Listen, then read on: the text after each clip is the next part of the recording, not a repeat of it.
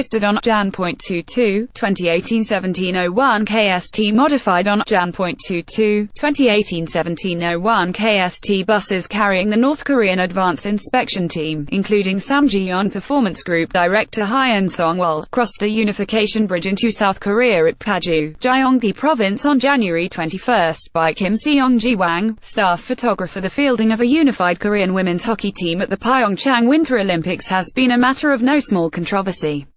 Amid an intense outpouring of opinion on social media and online, a Blue House citizens petition posted on January 12 had more than 46,000 signatories as of the afternoon of January 21.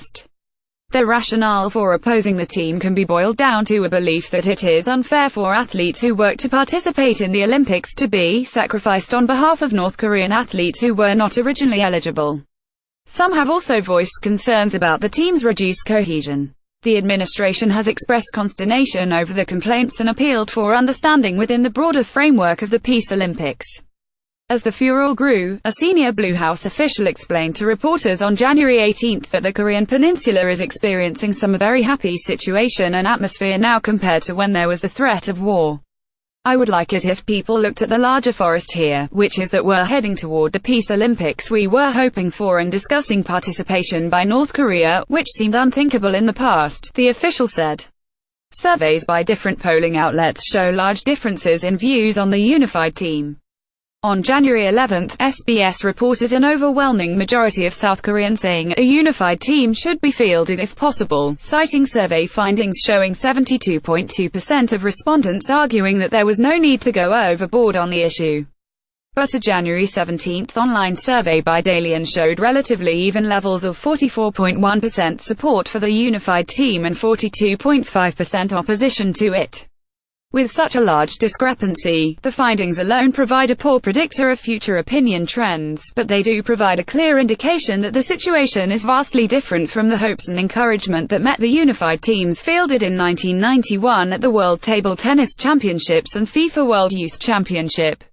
It's also a situation President Moon Jae-in very likely failed to predict when he first proposed North Korea's participation in the Olympics and the fielding of a unified team at an opening ceremony for the World Taekwondo Championships in Muju last June.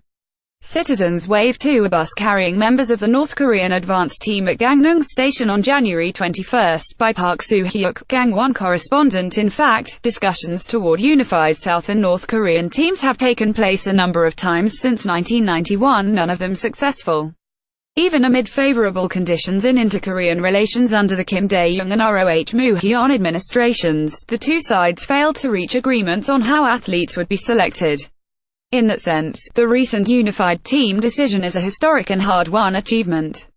A number of factors account for the negative response to the unified team. But perhaps one of the most crucial is the intense souring of South Korean opinion toward the North amid the antagonisms and conflicts of the past 10 years.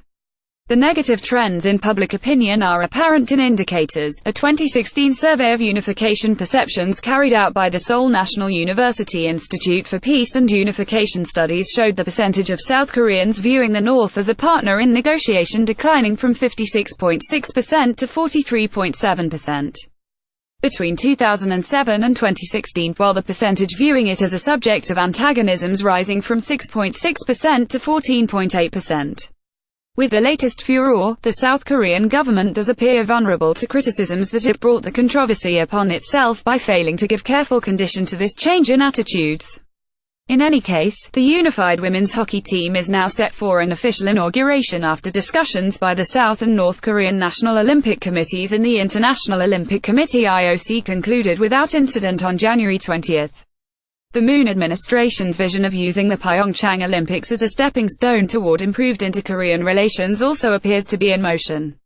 But the road ahead is a long one. While the climate behind the two unified team decisions made during the Cold War's final stages in 1991 led to the two sides' adoption of a basic agreement later that year and a halt to the Team Spirit joint military exercises by South Korea and the US the following year, the mood evaporated in 1993 with the first North Korean nuclear crisis. It's a precedent that may yet repeat itself without a vision to predict and realize future possibilities after this sports-related exchange is over. By Park Byong-soo, Senior Staff Writer. Please direct questions or comments to english@hani.co.kr. Copyright 2012 The Hank Yora Media Company. All rights reserved. No part of this material may be reproduced, stored in a retrieval system, or transmitted in any form or by any means, electronic, mechanical, mimeographical, in recorded form or otherwise for commercial use, without the permission of the Hank Yora Media Company.